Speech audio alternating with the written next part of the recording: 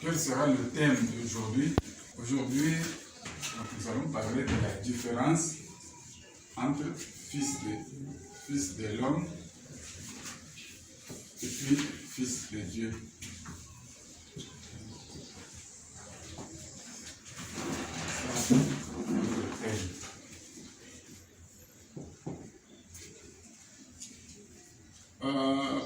Pour cela, on peut lire Matthieu, chapitre 16, versets 13 à 17.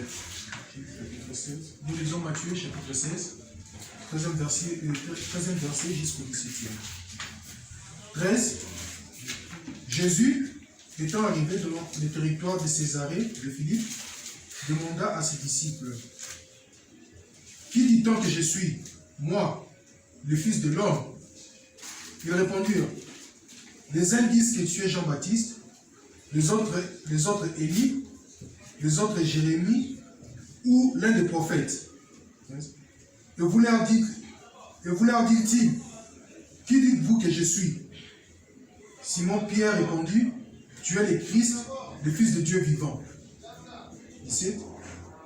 Jésus, reprenant la parole, lui dit: Tu es heureux, Simon, fils de Jonas, car ce ne sont pas la chair et le sang qui t'ont révélé cela, mais c'est mon Père qui est dans les cieux.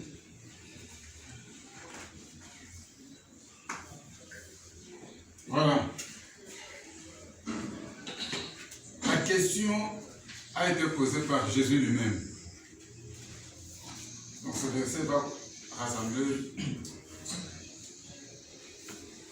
toutes les deux réponses.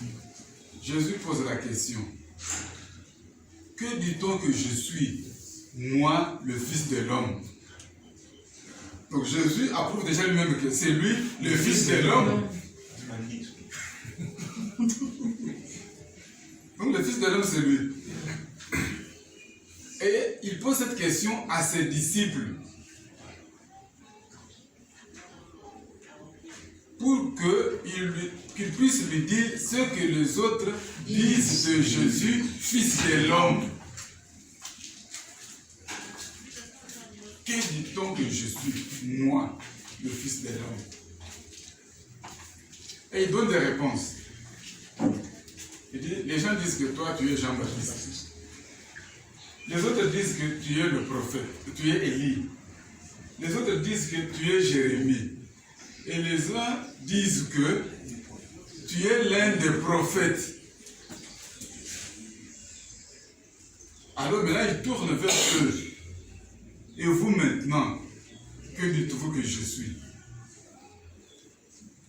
Pierre prit la parole et dit: Tu es Christ, le Fils de Dieu.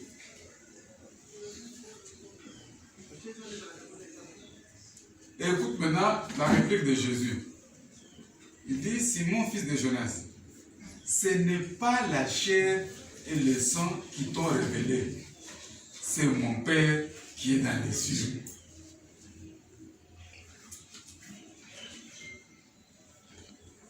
Donc il n'y avait que Pierre qui a donné la réponse. Les autres disciples, ils ne savent pas que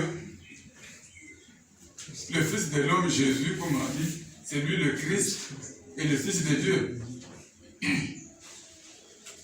Donc si vous comprenez bien, selon ce passage, la différence entre le Fils de l'homme et le Fils de Dieu, comme nous avons dit, c'est le même Jésus-Christ qui est Fils de l'homme, et il est aussi le Fils de Dieu. Amen. Amen. Mais ça dépend de la manière dont les gens le prêchent.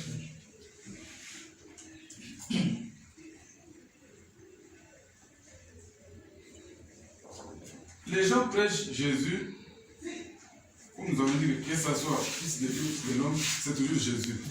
Or, lorsque nous parlons de Jésus, la Bible dit que dès maintenant, nous connaissons personne selon la chair.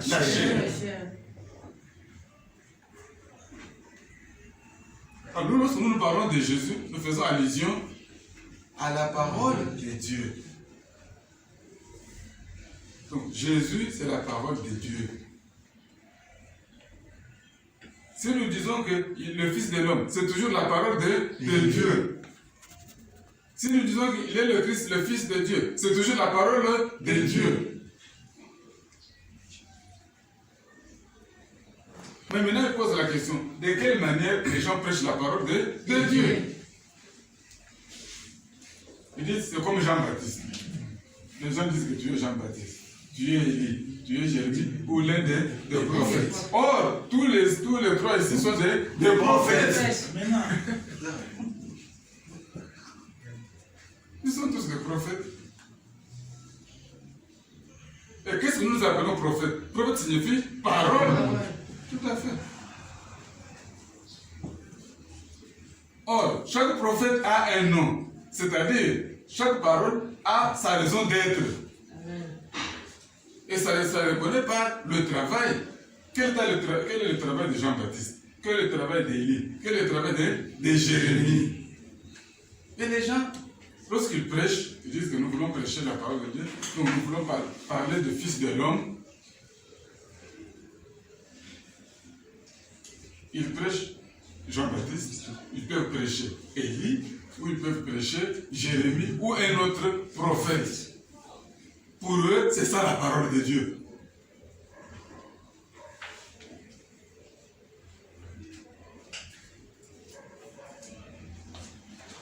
Qu'est-ce que Jean-Baptiste est venu faire? Le Jean-Baptiste crie dans le désert, venez vous faire baptiser.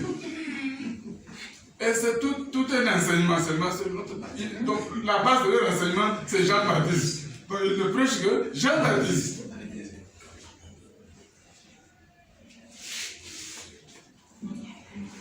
Il y en a qui ne font que prêcher Élie. Élie, c'est quoi? C'est le miracle. Puisque Élie peut dire qu'il ne tombe pas de pluie, il ne va pas tomber. S'il dit qu'il pleuve, il va pleuvoir. Donc Élie marchait avec le miracle. Donc il y a des gens qui prêchent, ils disent qu'ils prêchent la parole de Dieu, mais ils s'attardent seulement sur les miracles. Ils prêchent Élie. Mais ils ne savent pas qu'ils prêchent Élie. Ils disent seulement que c'est la parole de Dieu. Amen. Il y en a qui prêchent Jérémie. Pour eux, c'est la parole de Dieu. Mais ils ne savent pas qu'ils prêchent Jérémie. C'est ça, non? Oui. Alors, je voudrais qu'on lise un peu quelque part. Okay. Après avoir compris ça, qu'on lise. Commencer par Ézéchiel, chapitre 2. Ézéchiel, chapitre 2. Ézéchiel 2. Bon, j'ai besoin de 5. Tu peux commencer de 2 jusqu'à 5. Mais moi, j'ai besoin seulement de 5. Ok. Nous lisons Ézéchiel, chapitre 2, verset 2 jusqu'à 5. Ouais. Okay. 2. Dès qu'il m'eut adressé ces mots, l'Esprit entra en moi et me fit tenir sur mes pieds. Et j'entendis celui qui me parlait. Il me dit, Fils de l'homme, je t'envoie vers les enfants d'Israël, vers ces peuples rebelles qui se sont révoltés contre moi. Eux et leurs pères ont péché contre moi jusqu'au jour même où nous sommes. Ce sont des enfants à la face impudente et au cœur endurci. Je t'envoie vers eux et tu leur diras, ainsi parle le Seigneur, l'Éternel, qu'ils écoutent ou qu'ils n'écoutent pas, car c'est une famille de rebelles, ils sauront qu'un prophète est au milieu d'eux. Très bien. Qu'ils écoutent ou qu'ils n'écoutent pas, il n'y a pas de problème. Mais seulement qu'ils sachent qu'il y a un prophète au milieu d'eux. Et Dieu appelle Ézéchiel dit fils de l'homme. Donc le fils de l'homme, c'est qui? C'est le prophète. Un fils de l'homme, c'est ça. Nous avons la différence entre un fils de l'homme, c'est un prophète. Jésus aussi, c'est un prophète. C'est pourquoi il s'appelle lui-même fils de l'homme. Mais chaque prophète a une mission, a un nom. Donc pour Ézéchiel, comme en tant que prophète, Dieu dit, va seulement dire à ses enfants. Ce sont des rebelles. Vous voyez qu'il y a un message spécial pour les rebelles.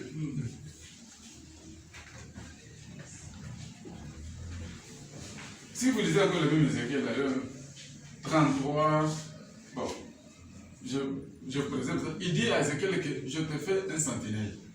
Tu deviens sentinelle, n'est-ce pas? Tu vois, tu prends les paroles qui viennent de moi, tu dis aux gens, quelqu'un veut parler, tu fais l'intermédiaire. Donc vous comprenez que lorsque nous parlons d'un fils de l'homme, c'est un prophète. Un prophète, c'est une parole.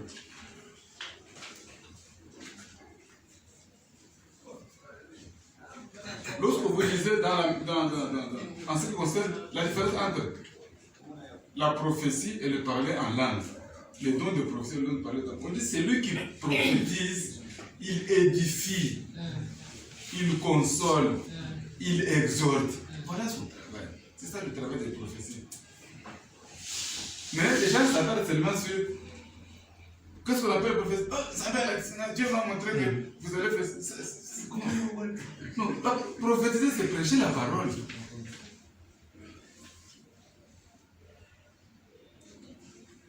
Nous sommes ensemble, hein? Amen. Voilà. Là, nous avons parlé de fils de l'homme. Donc, le fils de l'homme, c'est un prophète. Et ce que nous nous appelons prophète, c'est la parole. Alors, qu'est-ce qu'on appelle maintenant fils de Dieu? C'est toujours la même parole là. Le même Jésus qui a dit qu'il est le fils de l'homme, il est aussi le fils de Dieu. Comme nous avons dit que Jésus c'est la parole, quand est-ce que la parole devient maintenant Christ ou fils de Dieu? C'est lorsque maintenant il y a révélation. Amen. C'est lorsqu'il y a révélation. Donc lorsque nous parlons de Christ ou de fils de Dieu, c'est lorsqu'il y a révélation. Tandis qu'on parle de prophète ou de fils de l'homme, lorsqu'il y a prophète, bien parole, d'exhorter, consoler, édifier. Et révéler, c'est-à-dire quoi? C'est annoncer les mystères cachés de Dieu.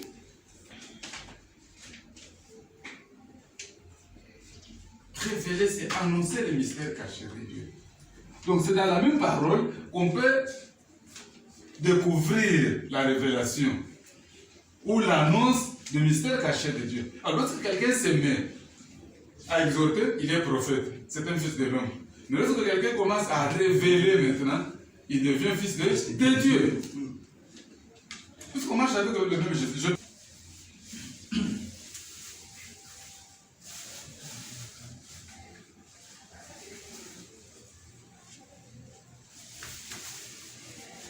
Jean 1, je ne veux pas que vous puissiez lire, c'est une chose que vous connaissez. On dit, au commencement était la parole. La parole était avec Dieu et la parole était Dieu. En elle était la vie. Et cette lumière, c'est une lumière. Cette lumière qui éclaire le monde. Maintenant, allez au 12. Jean chapitre 1. Jean chapitre 1. Ouais. Jean chapitre 1, verset 12. Ouais. 12. Mais à tous ceux qui l'ont reçu, à ceux qui croient en son nom, elle a donné le pouvoir de devenir enfants de Dieu, lesquels sont nés. Oui, continuez. Okay. Non du sang, ni de la volonté de la chair, ni de la volonté de l'homme, mais de Dieu. Vous comprenez que tout celui qui croit en cette parole-là, la parole qui était au commencement, la parole dans laquelle il y a la lumière, il y a la vie. Cette parole-là lui donne le pouvoir d'être appelé fils de Dieu. Amen. Puisqu'il a trouvé la vie qui est dans la parole. Donc, un fils de Dieu reçoit la révélation. Un fils de Dieu donne la révélation. Alors, pour démontrer ce que j'ai dit là, que lorsqu'on parle de fils de l'homme et fils de Dieu, Jésus n'était pas seulement appelé fils de l'homme et fils de Dieu. Il est appelé lion de la tribu de Juda. Ça, c'est l'homme. Hein? Cet homme a un commencement. Il a les coins.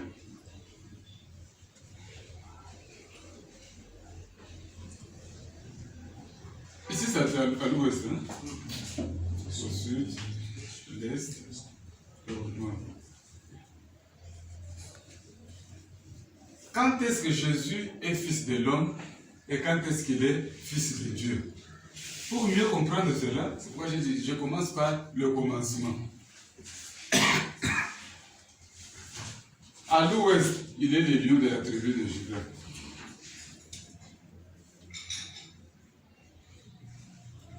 Je dis que Jésus, c'est la parole de Dieu. Quand vous allez dans la brousse, vous trouvez des animaux. Mais vous, vous êtes prophète, vous pouvez être fils de l'homme. Maintenant, quel genre de parole pouvez-vous amener? Vous n'allez pas amener Christ. Vous êtes dans la forêt. Alléluia. Amen. Là, vous amenez Jésus qui est le lion de la tribu de Juda. Apocalypse 5.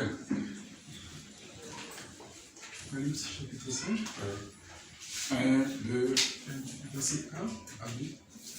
Puis j'ai vu dans la main droite de celui qui était assis sur le trône un livre écrit en dedans et en dehors. Scellé de 7 sceaux.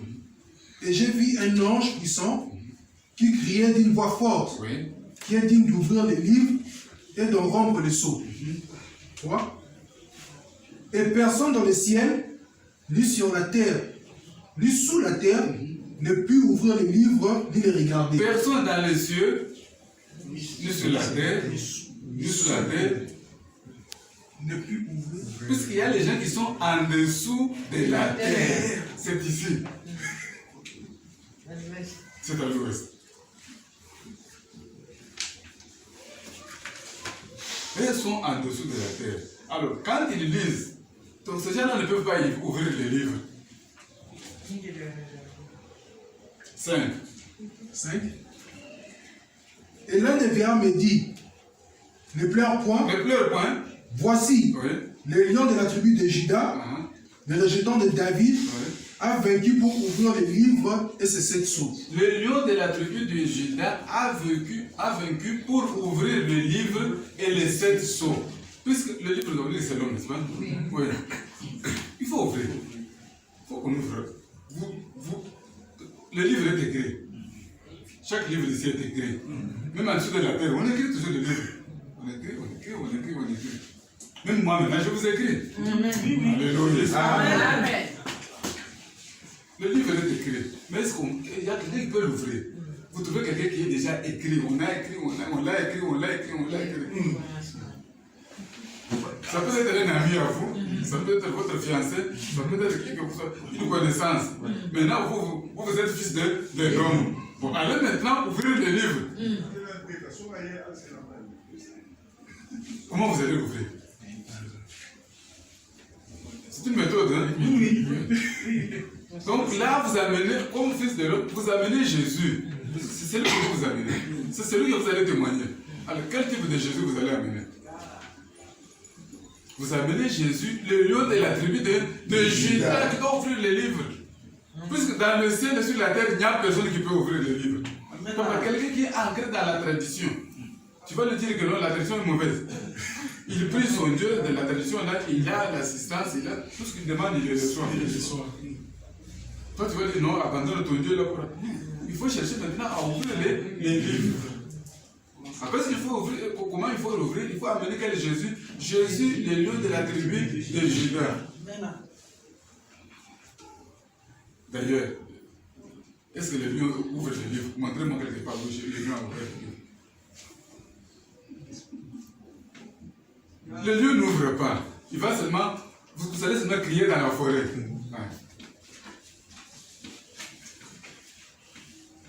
Parce que la tradition, ce n'est pas seulement les coutumes, c'est-à-dire les habitudes de quelqu'un. Quelqu'un va vous dire, d'après moi, selon que moi je comprends les choses de Dieu, Dieu n'existe pas. Prouve-moi que Dieu existe. Moi, Dieu n'existe pas. C'est ça sa tradition, c'est ça sa coutume, c'est ça son ouest. Bon, vous maintenant, ouvrez maintenant les livres. Montrez à cette personne-là que Dieu existe. Vous prenez la Bible, on dit, monsieur, laissez la Bible, mettez la Bible à côté.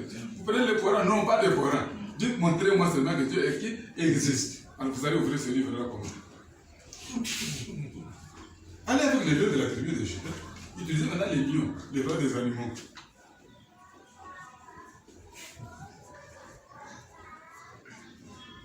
Il peut aller dans la science. Oh non, vous voyez, si vous dites par exemple, bon, si vous dites que Dieu n'existe pas, et pour vous, qui a créé toutes choses?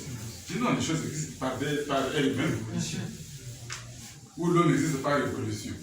Allez avec les lions.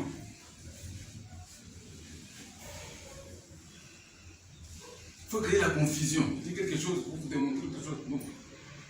Ne dites rien, ne révélez pas, ne dites non. N'amenez pas Christ, n'amenez pas Élie, n'amenez pas. Non. Amenez seulement les lions.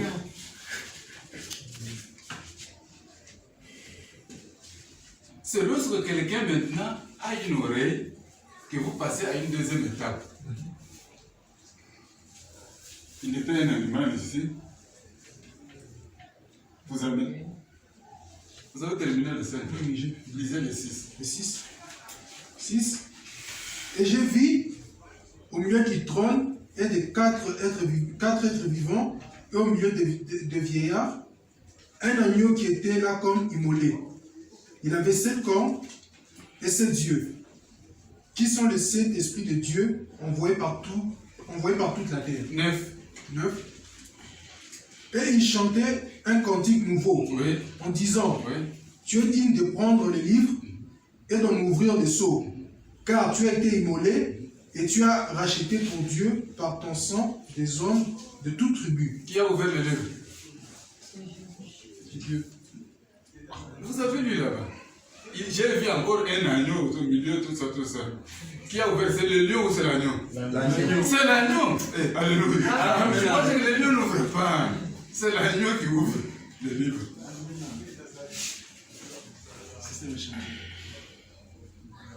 Avec les lions, vous créez seulement la confusion. Sur toutes les formes. C'est ça la manière d'évangéliser.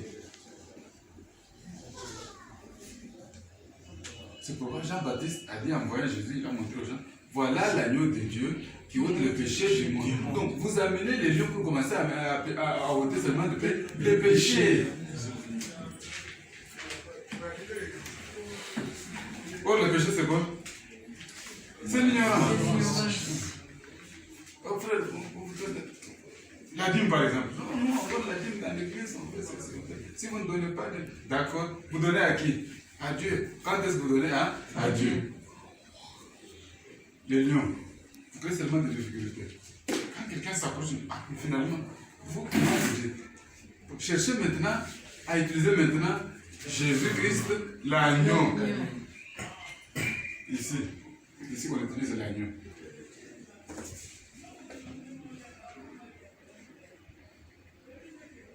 Cet homme-là, c'est toujours un animal. Mais quand on arrive à cette étape, l'homme devient homme. C'est en ce moment ici qu'on peut utiliser maintenant Jésus-Christ, fils de l'homme. Puisque vous vous adressez à un homme. Il n'est plus un animal.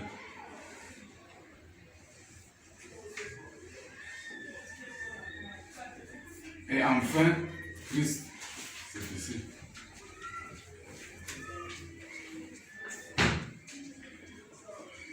On ne peut faire la révélation qu'à quelqu'un qui est déjà disposé à recevoir la sagesse de Dieu. Mais vous trouvez quelqu'un dans la brousse, vous commencez à lui prêcher Christ. Est-ce qu'il va vous comprendre? Non.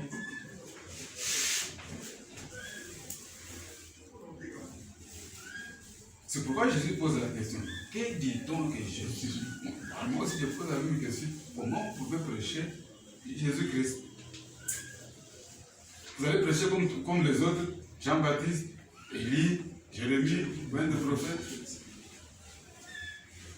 Donc le prophète, c'est la parole, c'est le Fils de l'homme. On prêche le prophète, c'est lorsque on veut exhorter. C'est lorsqu'on veut édifier quelqu'un. C'est là où on peut prêcher Jésus-Christ, Fils de l'homme. Mais prêcher Jésus-Christ, Fils de Dieu, c'est donner la révélation. Et la révélation, ce sont des choses saintes. C'est comme qui dit que on ne donne pas les pains des enfants aux chiens. Vous croyez que le chien c'est un homme? Le chien, vous allez le classer où? C'est entre l'ouest et le sud. Comme c'est un chien, qu'est-ce qu'on peut lui donner? Vous ne pouvez pas lui donner le pain. Parce que Jésus dit que je suis le pain qui est descendu du ciel. Celui qui mange de ce pain ne meurt pas. Pourquoi tu prends un pain, tu vas le donner au chien? Alléluia. Amen. Donc, au chien, qu'est-ce que vous allez donner? Au pourceau, puisque le pourceau, quand vous lui donnez les pierres précieuses, il va les abîmer. Donc, il faut étudier les gens. Est-ce que ça, c'est un animal ou c'est un homme? Si c'est un animal, quel type d'animal et quel type de message je peux apporter à l'animal? Mais si c'est déjà un homme, tu vois, voilà, ça c'est un homme, qu'est-ce que je peux dire aux hommes?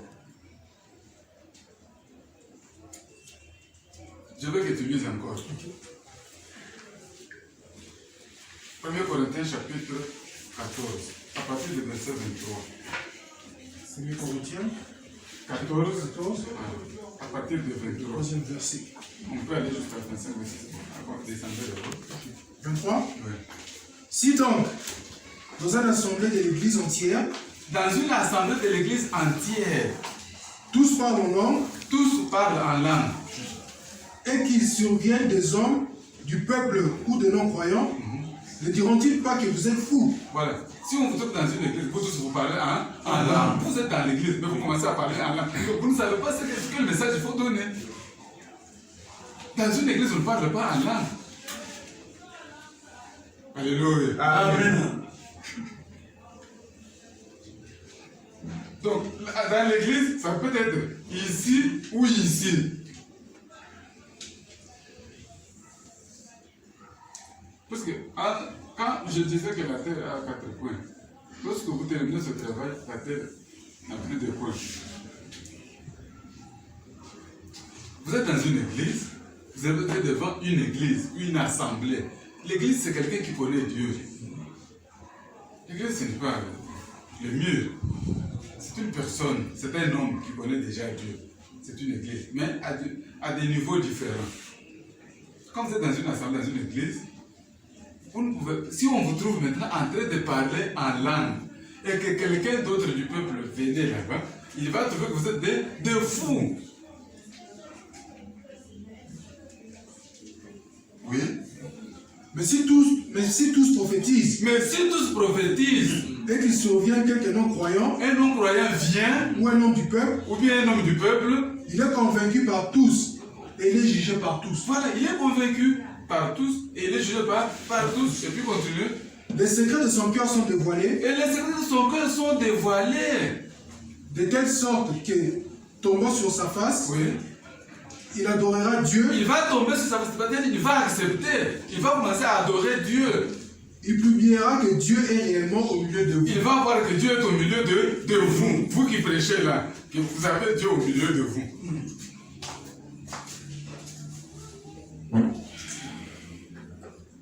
Vous comprenez quel type de message il faut donner?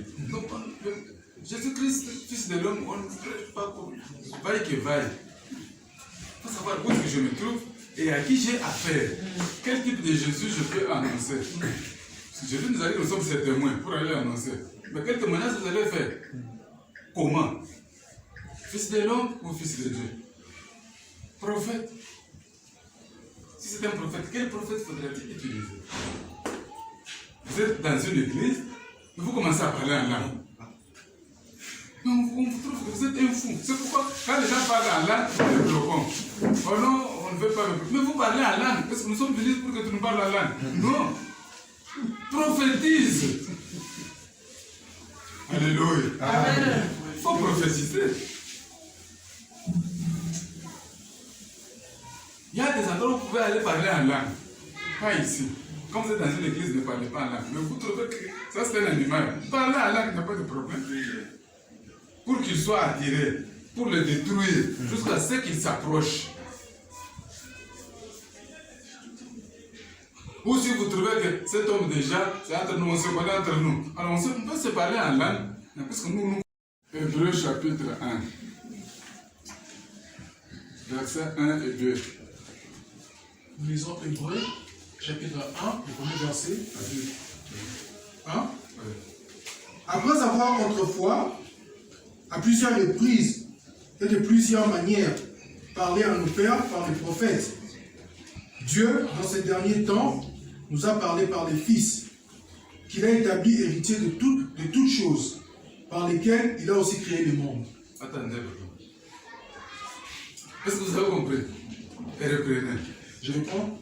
Après avoir autrefois, à plusieurs reprises et de plusieurs manières, parlé à nos pères par les prophètes, Dieu, dans ces derniers temps, nous a parlé par les fils, qu'il a établi héritier de toutes choses, par lesquelles il a aussi créé le monde. Donc il y a deux temps. Dans le temps passé, et puis le temps présent.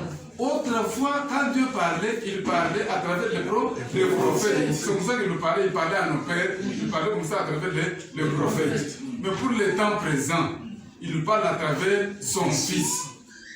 Bon, le temps passé, là, toi tu étais là.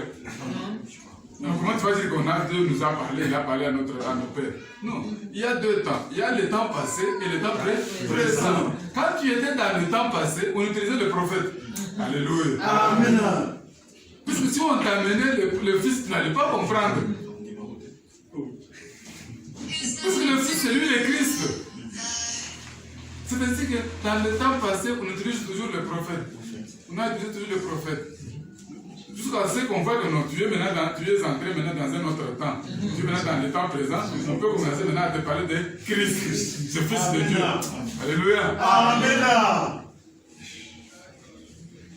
Puisque le Fils de Dieu, maintenant, c'est l'empreinte même de Dieu. Amen. Maintenant, on te donne des révélations. Tu trouves quelqu'un qui donne la dîme et demain, il reçoit quelque chose. Tu vas dire, non, ne donne pas la dîme. Il ne va pas t'écouter.